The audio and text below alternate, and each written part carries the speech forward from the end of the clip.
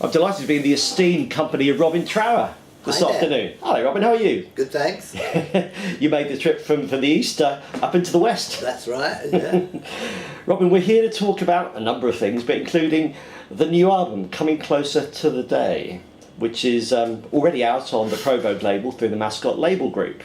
Now I understand that this is an album that pretty much you recorded on your own, doing the bass yourself and the vocals yourself. So talk to me a little bit about the decision to do that and how that's influenced the sound of the album. I've started doing that over the last couple of albums actually, and I've got better and better at it, doing it, you know. I think it started off, I made a track some years ago, a cover of The Thrill Is Gone. It was on an album called Roots and Branches, and I ended up playing the bass on it because I came up with the riff for it, and I just liked the feeling of it. So that's really the beginning of when I started playing bass. And I think what I like about it is that it keeps the whole piece of music with one identity. It's not being splintered off in different directions by other players. So I think it works great, especially when you're writing the material, because when you've written a piece of music, you come in with a really good sense of what it should feel like at the end of the day when you're finishing it. And the same way as you're a prolific guitarist in your solos, your fantastic way you play, you've been very prolific in terms of your recorded output since 2014 in particular, which I know was a bit of a watershed year, a bittersweet year, with losses in your family. Yeah. You lost your wife, you lost Jack Bruce as well the same year. Yeah. I think there is one thing there. I think I threw myself into work after the loss of my wife. So, you know, that sort of explains really why I've done so much stuff since then, you know. I spend a lot of time, and I've been very fortunate, blessed even with the creativity side of things. It just keeps on coming, you know, so I'm determined to make the most of the time I've got, you know. Because some people look at the album track and go, there's a little bit of kind of a somber theme, a finalistic thing going on here. What's your take on that? The title track? Yeah, I mean, I think it's definitely me looking forward in so much as I'm saying, well, there's more time behind me than there is ahead, sort of thing, and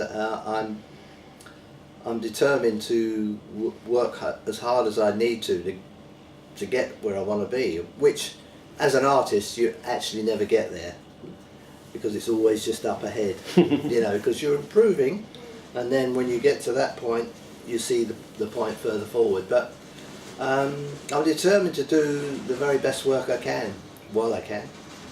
And the previous album, which we really enjoyed, Time and Emotion, and now coming to the new album, I mean, the sense comparing the two is this is a very soulful album, but definitely grounded in those traditional blues artists that we know you love, you know, the B.B. Kings, the Albert Kings. Yeah, sure. Yeah, I mean, I think over the last 2 or 3 albums, I've been determined to let my influences, my early loves, as it were, bleed through into what I was creating.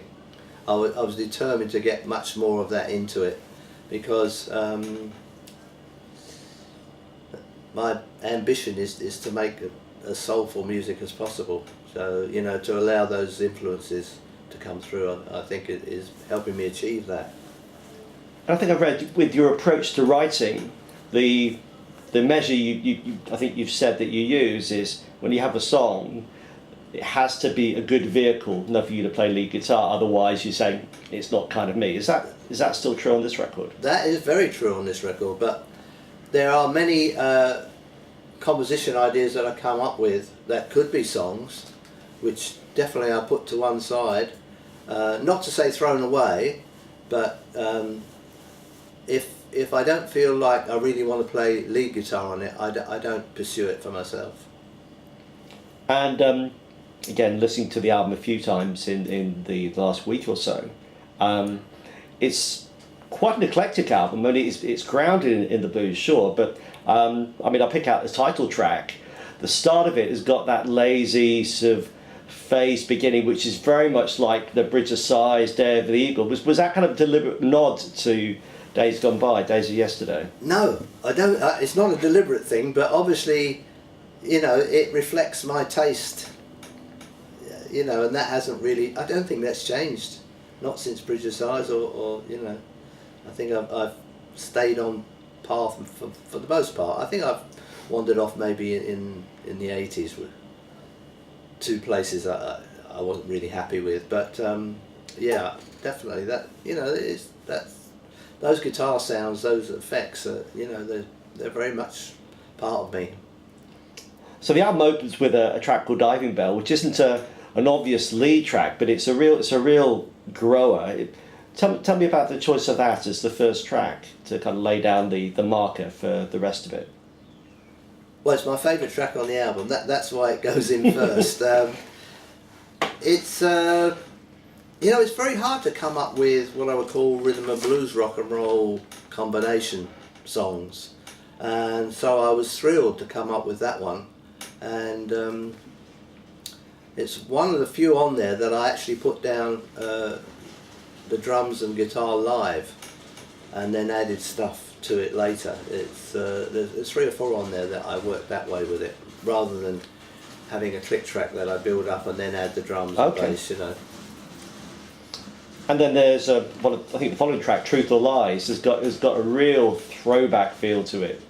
Really sparse, really impassioned, economical playing on it. Again, did that just come to you, or you have these moments of harking back?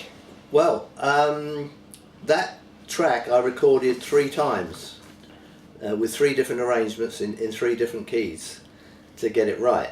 So I think that was kind of a progression through trying stuff and not liking it, and eventually ending up there. So I was happy with the outcome, but but it took a lot of work to get there.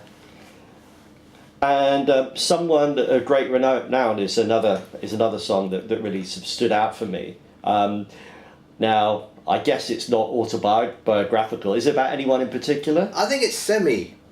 It's a sort of autobiographical, but a fantasy version of me.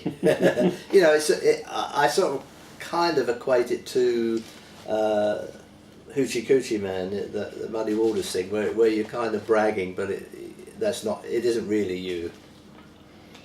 And I think one thing that those of us that have followed your music over the decades, you know, since you started to do a lot more lead vocal, both live and then in the studio, your voice, in terms of matching it to the songs, has really come into its own.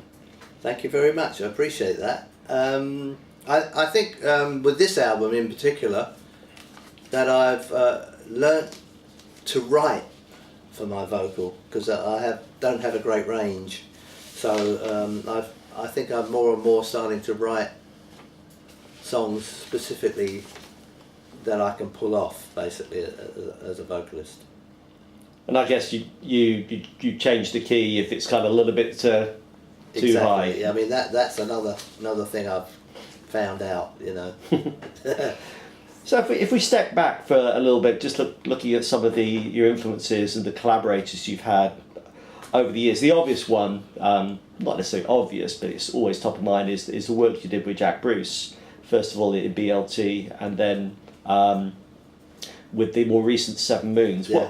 What are your recollections of Jack as a partner? Well, he was a phenomenal musician. That's the first thing you think, and I think the thing about him was that he had formally he was a brilliant musician in terms of, you know, formally trained sort of thing. And he had a musicality that was unique to him. But the main overall thing about, when I think about Jack, is that he was dynamite. You know, just so much fire. That was the thing about him. Wonderful. And I love the story I read around the quid pro quo between you and Robert Fripp, where initially he taught you some stuff, and then a few years later you showed him a couple of tricks as well. Yeah, I mean, I tried to show him some things that I do, you know, and because he was interested, and I don't think he ever actually used them or practiced them or anything like that. No. He gave me, when we were first on tour together in America, he gave me some finger exercises which were very helpful. Yeah. Because I know he was very complimentary about the way you played, not just the vibrato, but the bending of the strings and the ability to combine those. I think that was a thing for him that he said that really stood out. I need to get him to show me how the hell he does that. Yeah. He's such a sweetheart. You know, I don't think he really wanted to be taught anything. I just think he was interested in he wanted to see what it was. You know, he's great in his own right. He doesn't need me giving him any tips.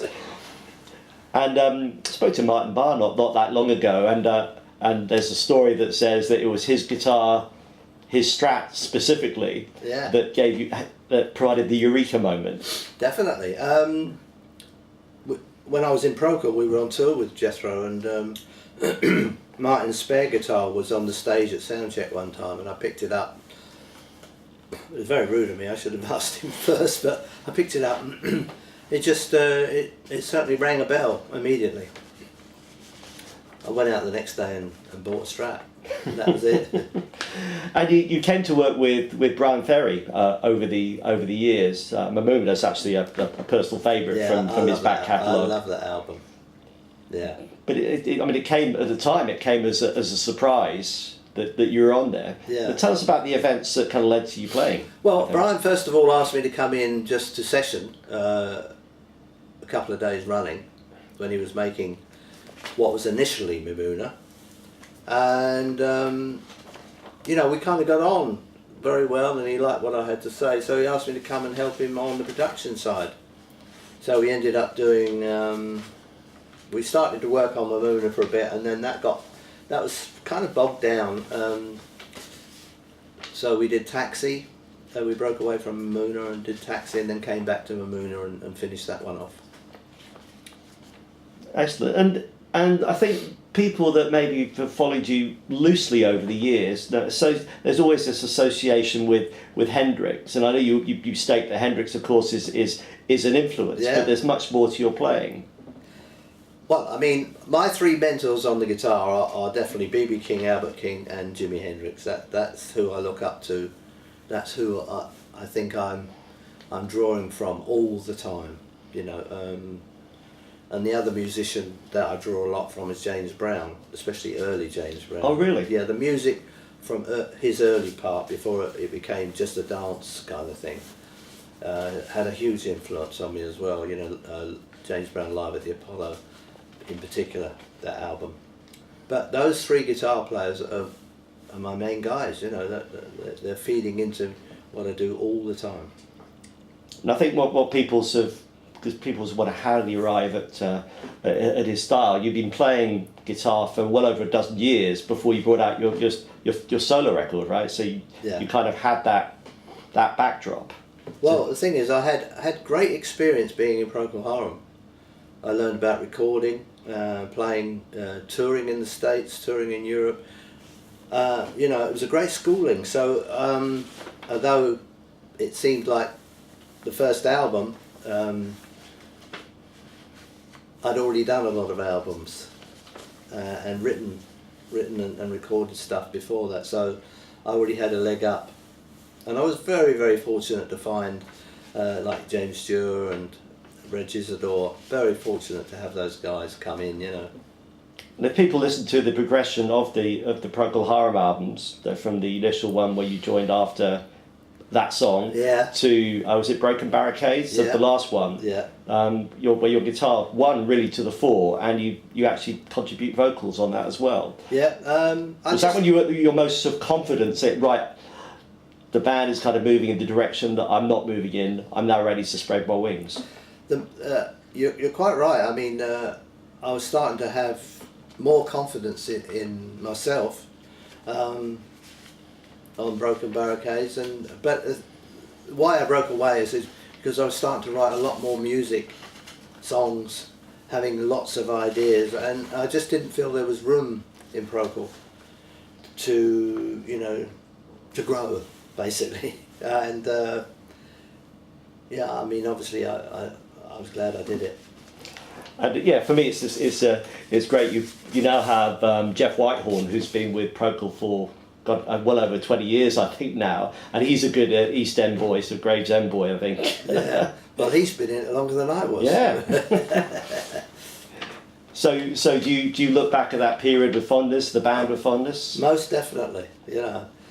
I couldn't have got to do that first album if I hadn't have been in Procol Harum. It was only the interest in my name from Procol Harum that allowed me to go into that career. Great. So coming right back up to present, of course you've got this great new album, your solo album that's come out. But I understand that there's someone else from East London you're collaborating with, Maxi Priest, right? That's right. Yeah. So tell us about that. We made an album together. It's me, Maxi, and Livingstone Brown. Who was was or is your producer bass player? Yeah, that's right. At one point. And it's just I was at Livingstone's studio one day, and as I was leaving, Maxi was coming in because Livy was working with him, and Max said to me, what about writing something together? So it seemed like it might be fun, and that was the beginning of it. Really, we did one song, and I wrote a couple of things that initially didn't work, and then one thing really did work very well, and I could see that's the music I've got to come up with for Maxi, So and it just came together nicely. So how would you describe the music overall? Is it an amalgam of styles, or are people compromising more around your style?